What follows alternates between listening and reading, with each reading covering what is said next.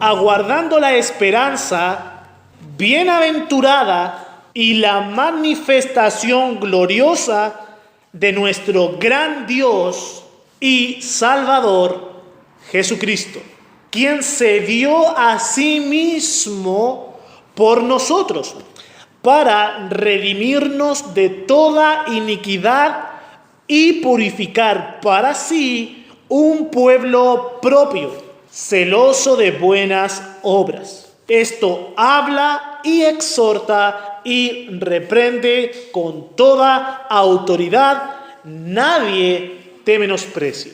En esta pequeña sección de la carta a Tito, del apóstol Pablo enseña que la vida cristiana debe vivirse con una mirada de doble enfoque. ¿Qué significa esto? El cristiano debe caminar en este mundo con una mirada hacia el futuro, hacia lo que va a pasar más adelante. Algunos se preguntan, ¿por qué estudiar cosas que todavía no pasan? Si total, cuando pasen, ahí las vamos a experimentar. Bueno, aquí vamos a aprender por qué es importante mirar hacia el futuro y tener consideración de lo que va a pasar. Pero esta mirada de doble enfoque que el creyente debe desarrollar y vivir, también apunta hacia el pasado, hacia lo que ya ocurrió, hacia lo que históricamente quedó atrás, pero que sigue transformando vidas alrededor del mundo. Cuando el creyente mira hacia el futuro, tiene que pensar en lo que aquí el apóstol Pablo dice, en la manifestación gloriosa de nuestro gran Dios y Salvador Jesucristo, pero al mismo tiempo el cristiano siempre tiene que tener en consideración, ¿qué cosa? Aquel momento en el cual nuestro gran Dios y Salvador Jesucristo se dio a sí mismo por nosotros. Si usted vive en este mundo con una mirada hacia el futuro, pero al mismo tiempo hacia el pasado, usted va a ser un creyente de convicción, de sabiduría, de firmeza, y va a caminar conforme a la voluntad de Dios. Bien, el apóstol Pablo dice, aguardando la esperanza bienaventurada y la manifestación gloriosa de nuestro gran Dios y Salvador Jesucristo. Aquí está la perspectiva hacia el futuro. Esta palabrita aguardando nos indica aquella espera o aquella expectativa constante que motiva o debiera motivar el vivir del cristiano, el vivir del creyente. Aquel anciano que sabe que está a la espera o a la expectativa de un gran evento futuro o de un gran estado en el cual va a vivir dentro de algunos años, aquel anciano que tiene esa esperanza, esa expectativa, entonces va a vivir de acuerdo a las instrucciones que se acaban de dar. Aquella mujer anciana que tiene esa seguridad y esa confianza de cómo y dónde va a estar dentro de los próximos años, entonces va a vivir de acuerdo a los principios que están en los versículos que preceden a este párrafo. Lo mismo los jóvenes, las jóvenes y los siervos de las iglesias, cuando tengan la plena seguridad de que Dios cumplirá sus promesas para el futuro, entonces vivirán de acuerdo a lo que Tito les ha de enseñar en cuanto a su conducta, en cuanto al vivir santamente. Y esa realidad de la expectativa que impacta las obras es una realidad que la experimentamos en distintas áreas de nuestra vida. Usted está en su trabajo y si usted tiene un jefe, el jefe le dice, ¿sabes qué? Te has desempeñado de una manera excelente. A fin de mes te vamos a dar un bono. Entonces el jefe lo que hace es darle una promesa, una seguridad. Te vamos a dar un bono a fin de mes. No importa lo que usted haga durante el tiempo que queda del mes, usted va a recibir el bono. Pero el simple hecho de haber escuchado esas palabras le motiva a trabajar con una mayor excelencia, a trabajar a lo mejor con una mejor o mayor puntualidad y trabajar más duro. ¿Por qué? Porque tiene una promesa de que a fin de mes va a recibir una gratificación por eso. Entonces esa promesa le estimula a hacer las cosas mejor. De igual manera, los estudiantes, ya sea en el colegio, ya sea en instituto, ya sea en la universidad. Los jóvenes, por lo menos de esta iglesia, saben que deben llevar una vida de estudio constante. Pero ¿qué pasa cuando el profesor les anuncia que la próxima semana va a haber un examen? Van a tener una prueba. Ellos saben que habitualmente deben estudiar, pero cuando escuchan esas palabras, la próxima semana hay prueba o hay examen, ¡fum!, se tiran de lleno al estudio porque saben que van a tener una evaluación dentro de unos pocos días. Entonces, cuando hay una promesa, cuando hay un cumplimiento seguro en el futuro, eso genera cambios en la conducta cotidiana. Bien, entonces el creyente también vive aguardando una esperanza bienaventurada. ¿Qué es esta esperanza bienaventurada de la cual Pablo habla? Esta esperanza, esta seguridad del futuro, es doblemente feliz, porque eso significa bienaventurado o bienaventurada, porque aquí Pablo se está refiriendo a la vida que vamos a experimentar cuando estemos allá arriba. Esa es la esperanza bienaventurada del creyente. La seguridad de que estaremos para siempre con el Señor, en un lugar donde el sol no es necesario, un lugar donde no hay dolor, un lugar donde no hay llanto, un lugar donde no hay peligro, un lugar donde no hay enfermedad, donde no hay división, donde no hay separación. Estar en ese lugar es la esperanza bienaventurada. Sin embargo, cuando el apóstol Pablo menciona ese estado de vida en el futuro, no necesariamente está diciendo que este es un gran lugar porque no vamos a tener los afanes que cada día tenemos, sino que es una esperanza bienaventurada porque cuando estemos en aquel lugar habremos de abandonar este cuerpo de pecado, este cuerpo de corrupción. Usted recordará esa expresión tan fuerte que el apóstol Pablo declara en Romanos capítulo 7, cuando dice: miserable de mí, ¿quién me librará de este cuerpo de muerte? Bien, algún día en el futuro, todos nosotros hemos de ver cumplida esa petición o esa exclamación. Seremos librados de este cuerpo de muerte. Estaremos en un lugar en el cual nuestra naturaleza pecaminosa habrá desaparecido. Y no sentiremos inclinación al pecado y a la maldad. No sentiremos esa angustia, esa tristeza por haber quebrantado la ley de Dios, porque ya todos nuestros pecados fueron limpiados, fueron perdonados, nuestros cuerpos muertos fueron resucitados y glorificados. Y para siempre hemos de estar con el Señor, libertados totalmente de la presencia, el poder y la influencia del pecado en nuestra vida. Eso es tremendo. Ahora, esta realidad a muchos no les genera un entusiasmo, un ánimo. ¿Por qué? Porque lamentablemente muchos creyentes viven tan pragmatizados al pecado, tan habituados a lo que no agrada a Dios, lamentablemente. Por eso para muchos la esperanza del cielo, para muchos no despierta un entusiasmo, porque dicen: la estoy pasando bastante bien aquí abajo, ¿por qué voy a querer dejar este mundo? Qué difícilmente se puede mencionar a una persona que dice esa exclamación como hermano en la fe. Porque todo aquel que es hijo de Dios anhela la santidad, anhela la pureza en su vida. Cuando estemos allá en el cielo, hemos de abandonar este cuerpo de pecado, pero además gozaremos en la presencia de nuestro Señor para siempre. Para siempre. Usted va a ver el rostro de aquel que murió en la cruz.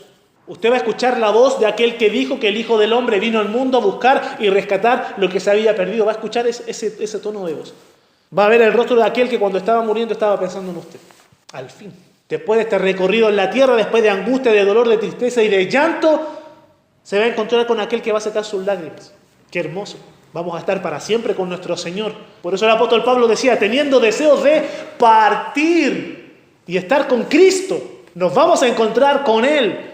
Al fin le veremos. Tanto que nos hemos imaginado el rostro de nuestro Señor. Tanto que nos hemos imaginado su gloria.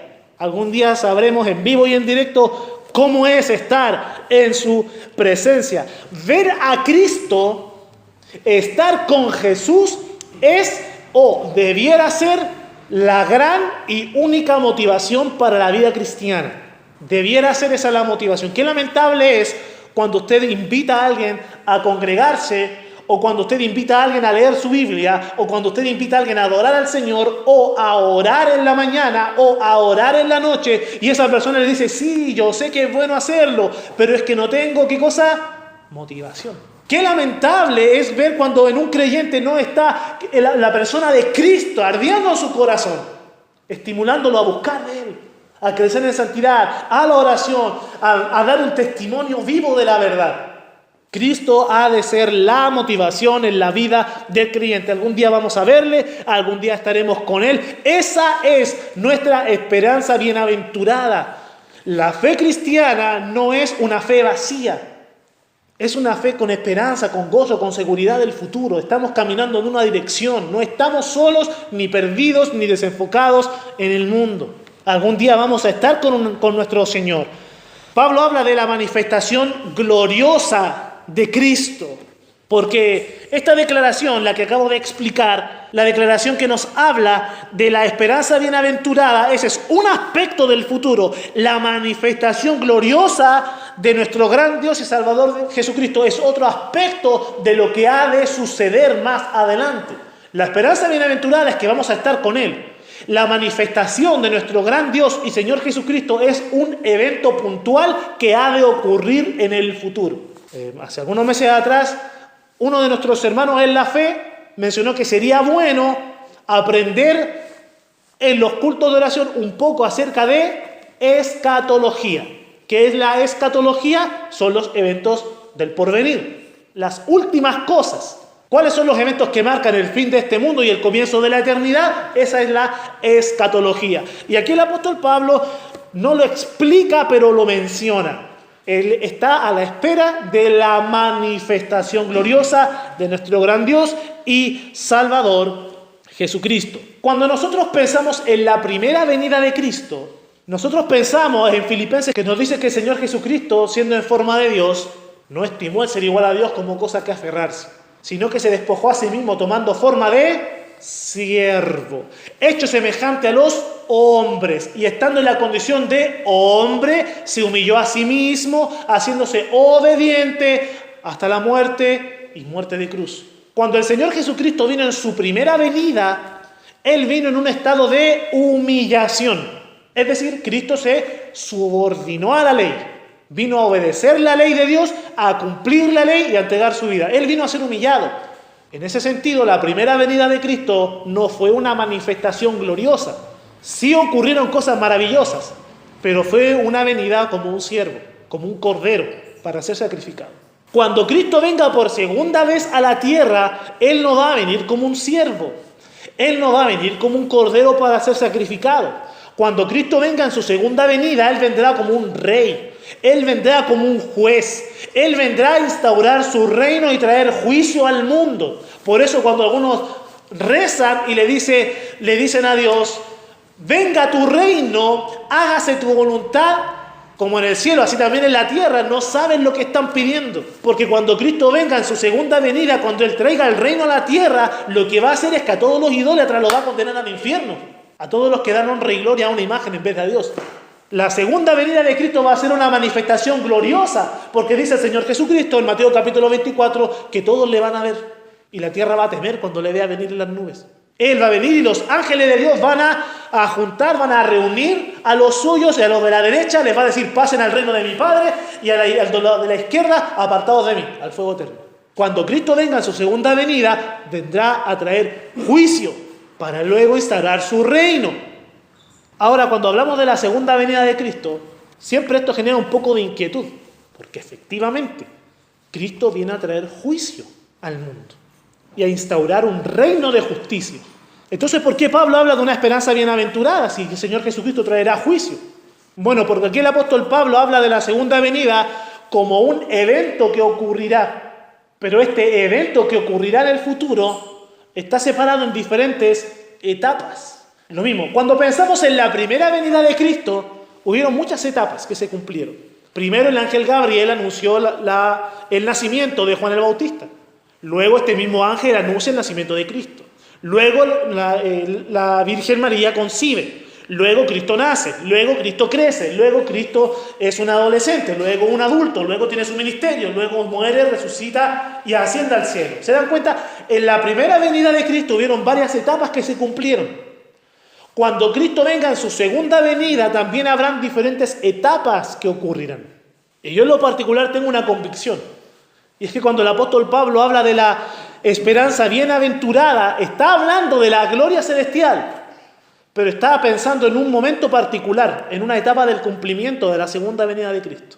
Y es que Pablo, yo tengo esta convicción, está pensando en la promesa del Señor Jesucristo, de Juan capítulo 14. Cuando el Señor Jesucristo dijo, vendré y os tomaré a mí mismo, para que donde yo estoy, vosotros también estéis. Y esa promesa el apóstol Pablo la describe en detalle en 1 Tesalonicenses capítulo 4, versículo 16. Cuando dice que el Señor mismo, con voz de mando, con voz de arcángel y con trompeta de Dios, descenderá del cielo, y los muertos en Cristo resucitarán primero. Luego nosotros, los que hayamos quedado, seremos arrebatados juntamente con ellos en el aire y recibiremos a Cristo y estaremos para siempre con Él.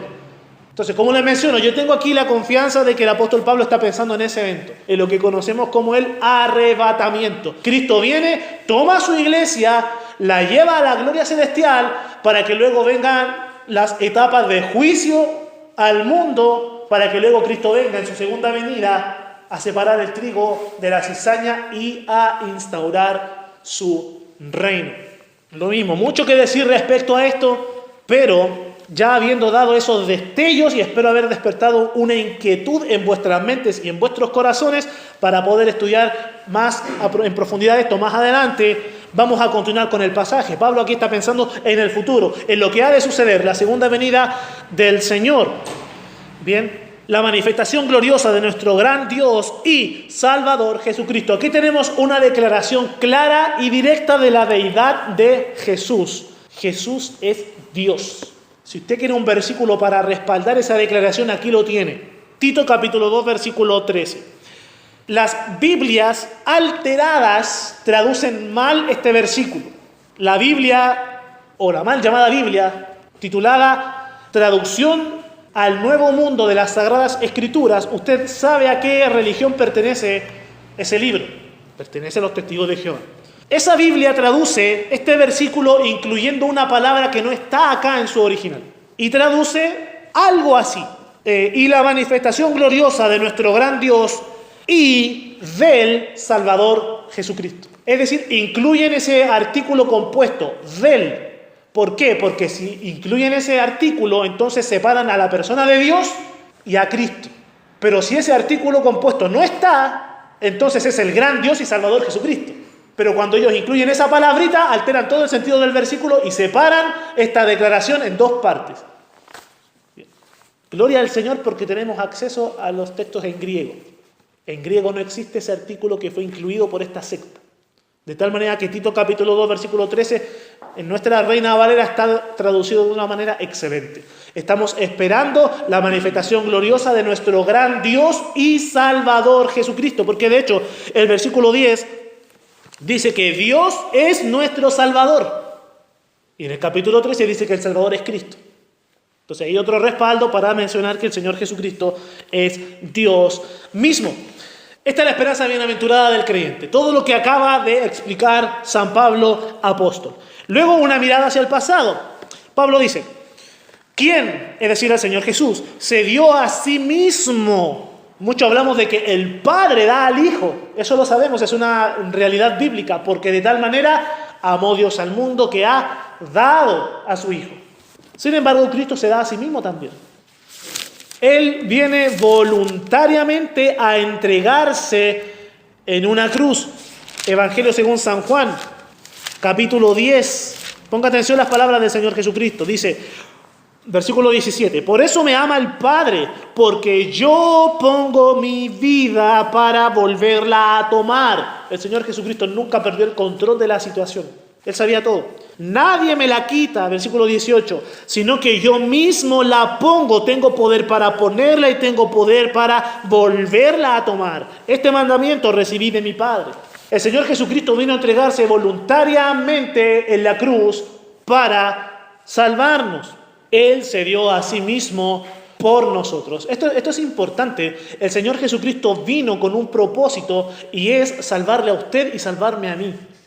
A veces cuando estudiamos la Biblia en panorama, de forma general, es glorioso y es hermoso ver cómo el plan de Dios se lleva a cabo a través de las edades y el Señor Jesucristo vino a comprar a salvar, a rescatar una esposa para sí, para rescatarla, a redimirla, y ese evento ha de consumarse en las bodas del Cordero en tiempos futuros y nosotros decimos, wow, qué hermoso es como Dios vino obrando desde la creación y va a seguir fiel a su plan para siempre, y lo vemos tan en un panorama tan general que a veces pasamos por alto que nosotros somos esa iglesia, que el Señor vino a buscarnos a nosotros, que nuestros nombres estaban escritos en su plan antes de nosotros venir a este mundo.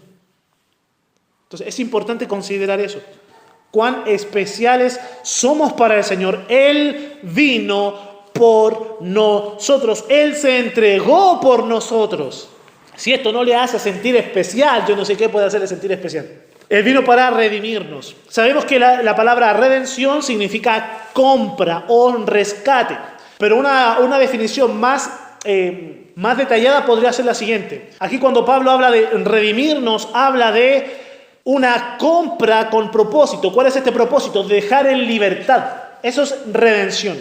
Cuando un judío redimía a su pariente que estaba en la esclavitud, este judío con posesiones materiales compraba a su familiar, lo redimía, lo compraba, pero luego lo dejaba en libertad. No lo hacía su esclavo, sino que lo dejaba en libertad.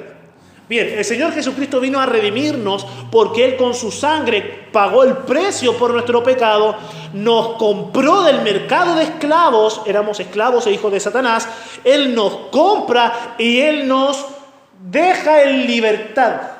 ¿Qué libertad? Dice aquí el apóstol Pablo, vino a redimirnos de toda iniquidad. Cristo vino a libertarnos del pecado. Y ya estando liberados del pecado, salvados del pecado, entonces podemos ser restaurados a la comunión de aquel que nos creó en un estado de pureza. De tal manera que la libertad que Cristo da no es una libertad para pecar, es una libertad para tener comunión con Él.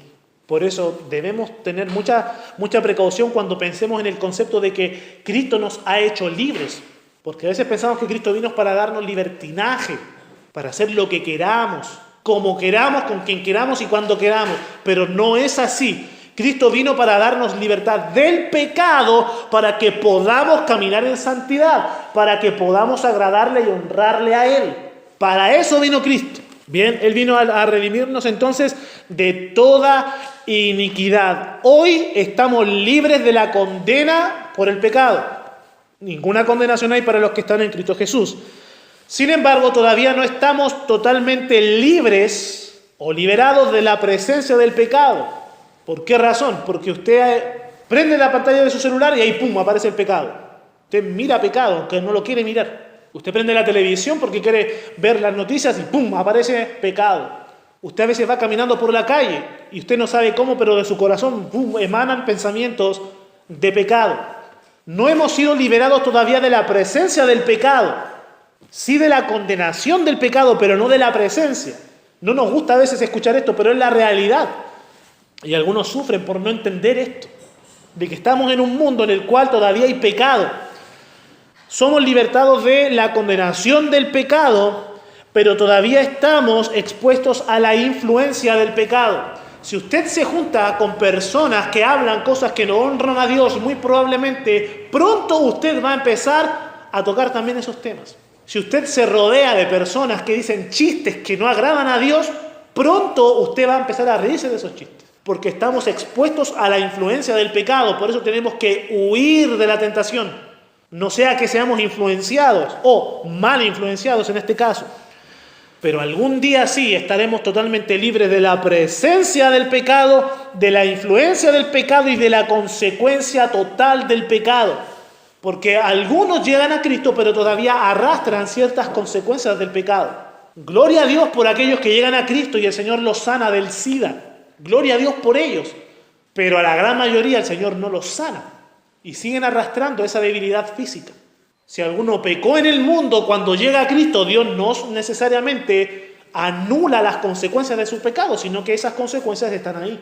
Pero algún día sí seremos librados de la condenación, de la influencia, de la presencia y de las consecuencias del pecado. En aquel lugar donde estaremos viviendo para siempre, la que ahora es nuestra esperanza bienaventurada. Cristo vino para redimirnos de toda iniquidad y, presta atención, purificar para sí un pueblo propio. Cristo se entregó voluntariamente, no solamente para llevarnos algún día al cielo, no solamente para garantizar nuestra eternidad junto a Él. Cristo nos salvó para hacer de nosotros un pueblo santo, un pueblo limpio, un pueblo puro, un pueblo apartado del pecado. Aquel que dice haber recibido a Cristo en su vida, pero todavía disfruta el pecado, le pregunto, ¿Dios te salvó de qué? Si sigues en el mismo estado que estabas antes, sigues gustando lo mismo que gustabas antes. Siendo así, sigues cayendo al infierno de la misma manera que estabas cayendo antes. Cristo vino a darnos libertad del pecado. Tenemos la presencia del Espíritu en nuestra vida, tenemos el medio de la oración, tenemos el medio de la Santa Biblia, tenemos una iglesia, tenemos a nuestros hermanos en la fe, tenemos muchos recursos para vencer el pecado. Por tanto, es ilógico pensar que una persona fue, entre comillas, salvada, pero sigue viviendo en la misma condición que estaba antes. Es ilógico e irracional pensar que una persona es salva, pero viviendo como un incrédulo. Las obras hablan de nuestra identidad. Recordemos siempre eso. Cristo vino a purificar para sí un pueblo que es propio, un pueblo que le pertenece, un pueblo que es suyo. Recuerda usted las palabras de Cristo, también ahí en Juan capítulo 10, cuando Él dijo, también hay otras ovejas de otro rebaño que debo traerlas. Y entonces habrá un rebaño y un pastor. ¿De qué estaba hablando Cristo? Que hay ovejas dispersas entre los pueblos gentiles. Y esas ovejas tienen que ser atraídas a este rebaño. De tal manera que habrá solamente una iglesia de judíos y gentiles, un cuerpo en Cristo, un edificio en Cristo, una unidad en Cristo, un cuerpo orgánico funcionando para la gloria de Dios. Cristo vino a comprar este pueblo y santificarlo para algún día glorificarlo y llevarlo a la gloria celestial. Este pueblo debe ser celoso de buenas obras, es decir, usted y yo tenemos la responsabilidad de generar, o más bien, de vivir con ese deseo personal de vivir para la gloria de Cristo. Eso es ser celoso de buenas obras. Desear vivir para la gloria de Dios, pero desear que otros también vivan para la gloria de Cristo. Por eso lo primero que usted y yo tenemos que hacer es velar por nuestra santidad personal. Cuando usted vaya a pedirle a Dios por algún hermano, que algún hermano abandone su pecado, lo primero que tenemos que hacer es examinarnos a nosotros mismos y decirle, Señor, límpiame a mí, santifícame a mí, corrígeme a mí. Y ahora que ya te lo he pedido de todo corazón, ahora yo te pido que le hagas ver a mi hermano su error. Y dame a mí amor y sabiduría para hacerle ver su error de tal manera que él se aparte del pecado y viva para tu gloria. Tenemos celo de las buenas obras. Queremos ser santos. No solo lo individual, hay algunas personas que se jactan de mucha justicia, pero con sus lenguas condenan a los demás. Y están criticando a todo el mundo de los pecados que cometen. Pero aquel que ha alcanzado madurez en la fe, vela por su santidad personal, pero al mismo tiempo quiere que otros también sean santos. De tal manera que la iglesia se esfuerza como un cuerpo por agradar al Señor. Muy profunda la enseñanza, estamos solamente yendo por la superficie. Pablo cierra esta sección exhortando a Tito y le dice, esto, es decir, todo lo que ya se ha escrito, esto habla y exhorta y reprende. El ministerio pastoral debe ser un ministerio completo. El pastor debe hablar, es decir, enseñar. Esto ya lo hemos aprendido, no es nada nuevo. El pastor debe enseñar no solamente en el púlpito, sino también en las conversaciones cotidianas, sino también en los hogares, en las casas, en las calles, donde sea. El ministro debe enseñar en todo tiempo. Por eso los pastores debemos ser muy cuidadosos, incluso cuando se nos ocurre decir algún chiste. Porque a veces uno dice algo en un tono y uno sabe y está consciente que está diciendo una broma, un chiste, pero algunos se lo toman literal. Entonces el pastor debe ser muy cuidadoso con las palabras que dice. Ahora, esto no solamente los pastores, sino cada creyente. Pero sobre los pastores hay una mayor responsabilidad en ese sentido. El pastor también debe exhortar, ya sabemos lo que es esto, procurar un cambio de conducta en sus oyentes. Algunas traducciones aquí dicen, esto habla y anima, es decir, estimula a la iglesia a que sea santa. Y al final dice, y reprende. ¿Qué es aquí la reprensión? Es la corrección que el pastor debe llevar a la iglesia. Recordamos lo que es corrección. Es decir, hermano, está haciendo mal esto. Pero esta es la forma de hacerlo correctamente. Si un, entre comillas, ministro se dedica solamente a enseñar, pero no a exhortar y no a corregir, entonces no es un pastor, es un profesor. No solamente se dedica a compartir información. Si un, entre comillas, ministro se dedica a exhortar o animar, pero no a enseñar y no a corregir, no es un pastor, es meramente un motivador. Si un, entre comillas, ministro se dedica a reprender o corregir, pero no enseña y no exhorta, no es un pastor, es un criticón, porque está solamente mirando el defecto de los demás, pero no muestra cómo deben hacerse las cosas correctas y bíblicamente. Entonces, el ministerio pastoral debe ser completo: enseñanza, exhortación y corrección o reprensión. Bien, Tito tenía que cumplir este ministerio con toda autoridad. Es decir, Pablo estaba otorgando a Tito las prerrogativas para el ministerio. El pastor ha sido puesto como un encargado o como alguien que vela por el bienestar de la iglesia. Y la iglesia, como ama a Cristo, entonces la iglesia se somete a los pastores. Y como los pastores aman a Cristo, entonces velan por el bienestar de la iglesia. Hay una sujeción por ambas partes hacia Cristo primeramente, pero luego en lo mutuo, en lo recíproco, porque están todos buscando la gloria de Dios. El pastor ejerce prerrogativas de, entre comillas, autoridad, aunque esta palabra debe ser explicada en detalle porque a veces autoridad se toma como una prerrogativa por causa de la autoría. Y eso no es así, porque los pastores no son los autores de la iglesia, son los protectores, los guardianes de la iglesia, no los dueños. Pero el pastor debe hablar, debe exhortar y debe reprender de tal manera que no dé lugar a críticas con su santidad. Que nadie puede decir, oye, mira, el pastor es un corrupto, mira, el pastor es un vulgar, mira, el pastor es un malintencionado, mira, el pastor es mentiroso. Lo hemos pillado en tantas mentiras, lo hemos pillado en tantas faltas a la ética, a la moral. No, el pastor debe predicar en santidad y sin dar lugar a errores que puedan descalificarlo del ministerio. Cierro. La vida cristiana, entonces, cada uno de nosotros debemos vivirla anhelando estar en la gloria con Cristo. Esa es nuestra esperanza bienaventurada, pero al mismo tiempo debemos vivir la vida cristiana considerando y anunciando al mundo la obra de Cristo para salvación. Puesto que Él nos salvó a nosotros y nos está santificando, debemos desear lo mismo para aquellos que aún no conocen al Señor.